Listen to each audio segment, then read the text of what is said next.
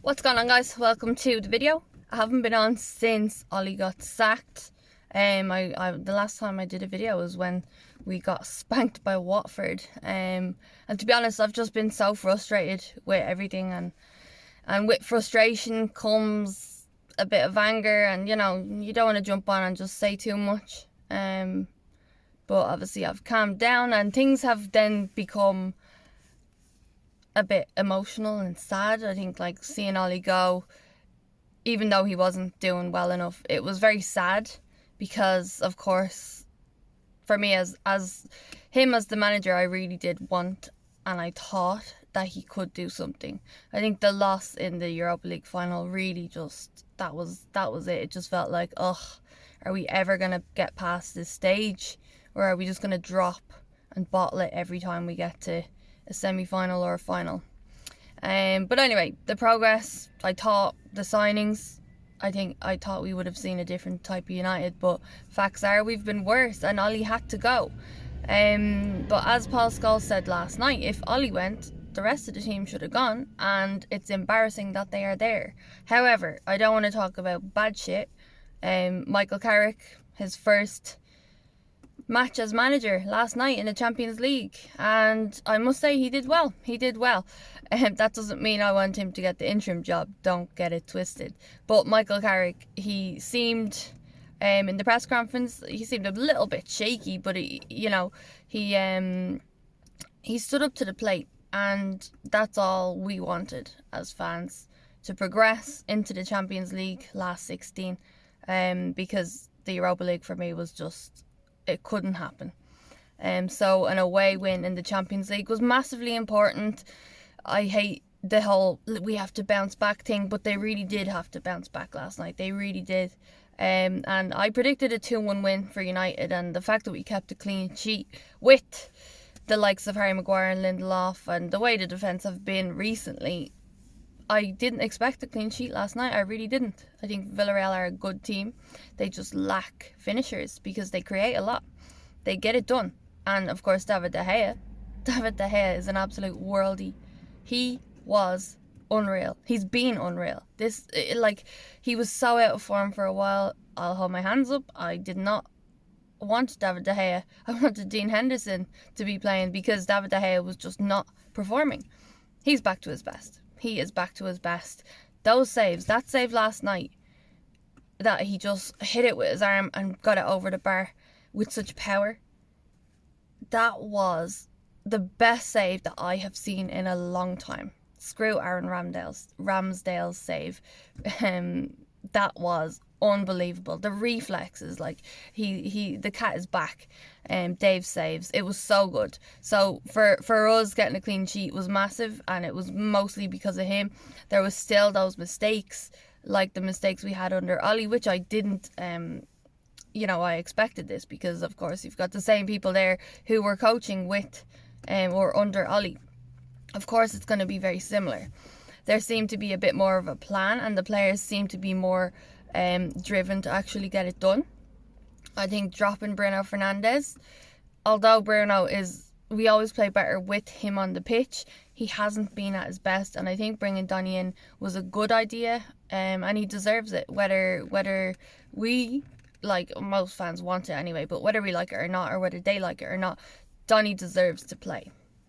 I do think that when he comes off the bench, he seems to be better. Maybe there's anger in it. He was very good, but as well, it was just a difficult first half. We didn't play too well, so it's kind of hard to shine in a first half when you don't play very, very well. Second half, much better. And Jadon Sancho, wow. Finally, he gets his goal, and what a goal it was. An absolute smasher. There was venom in that, and I love those ones when they hit the crossbar and in. It was just beautifully placed in the top right hand corner, and he deserves it thoroughly. And it was assisted by Ronaldo? I think so. Yeah, no, sorry, Bruno got the last touch on that one. But then Ronaldo, of course, Mr. Champions League, had the goal as well before. It was just so nice to see Jadon Sancho finally get his goal for Manchester United. He deserves it. People have been slating him, saying that he's being a flop, which is ridiculous because he hasn't been given a proper amount of time. And to get the 90 minutes in last night, and I really think that he has been shining in the games leading up to this, and it's only a matter of time before he starts really kicking on, and this goal will give him massive confidence. But he is very creative, and we need to make sure he's getting in that team. We have to. Like, if Jadon Sancho is not getting into that team, there's a problem. He's too good. He is too good. So, yeah. All in all, obviously the first half wasn't great. I saw still mistakes, but more desire. And I think if the lads had have bottled it, there would have been just pure embarrassment at this stage. Just embarrassment. So that was such a risk, and they needed to make sure that there was no embarrassment caused. So, all in all, I am delighted because we won. I'm delighted we kept a clean sheet. I'm delighted Mr. Champions League scored again. I'm delighted for Jadon Sancho, delighted for Donny. There's still problems, there's still issues, but I'm sick of being annoyed at United. I'm sick of being frustrated, and I'm just going to take these wins as they come. Hopefully there's many more.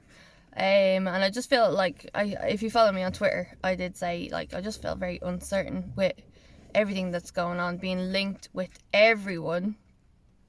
The links with Pochettino seemed to be very high, and then he came out and said something, and then it drops again. But you've got people who are putting out in the media that, oh, it's happening, and then you've got other things, and it's all very confusing.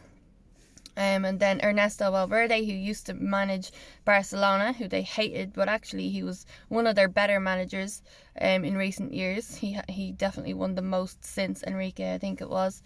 They basically hounded him out of the club. So, as you know, Yahi, my partner, is a massive Barcelona fan, so I've seen a lot of Barca games, and Valverde wasn't that bad. So him being interim manager, if that is the case, I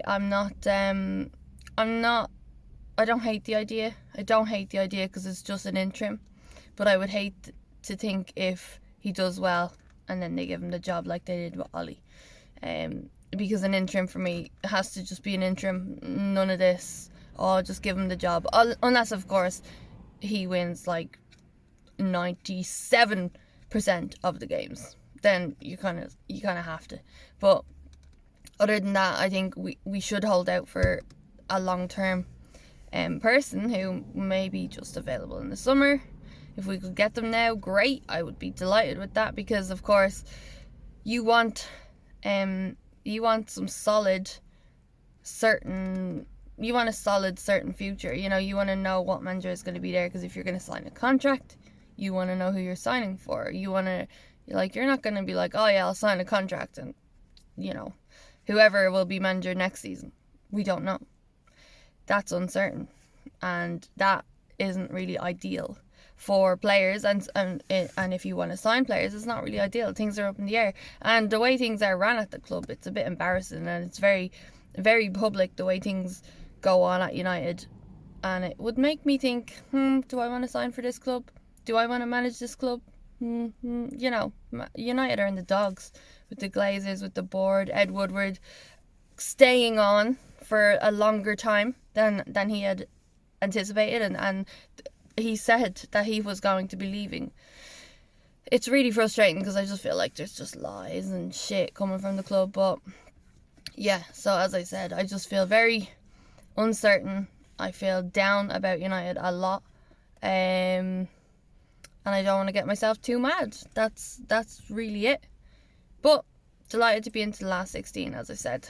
And, we just push on from there. Positives are that David De Gea is in flying form. He shouldn't have to be saving our asses that much, but that's the way it is. The defence needs to pick up. We play Chelsea on the weekend, and that is huge. That's a massive game. Chelsea killed Juventus last night, 4-0. For me, they're definitely the biggest worry in the Premier League for us. Definitely. Well, we got spanked by Liverpool. We got basically dominated by City. We've gotten spanked by other teams and Watford even. So if those teams can put 4 goals, 5 goals past us, I fear what Chelsea can do to us if we do not show up. Harry Maguire's not playing. He's suspended after that red card. So Eric Bailey will probably come into it, most likely. Or Phil Jones. Maybe both. So yeah, it's all very up in the air. And I'm not going to say I'm looking forward to the weekend because I'm absolutely shitting myself. But anyway, let me know your thoughts on last night's game against Villarreal. Or let me know how you're feeling leading up to the Chelsea game. And if you... Yeah, who do you think will start? Do you think Donny van de Beek will start again? Let me know in the comments. If you're new to the channel, hit subscribe, drop a like, and I'll see you for the next video. Thanks for watching.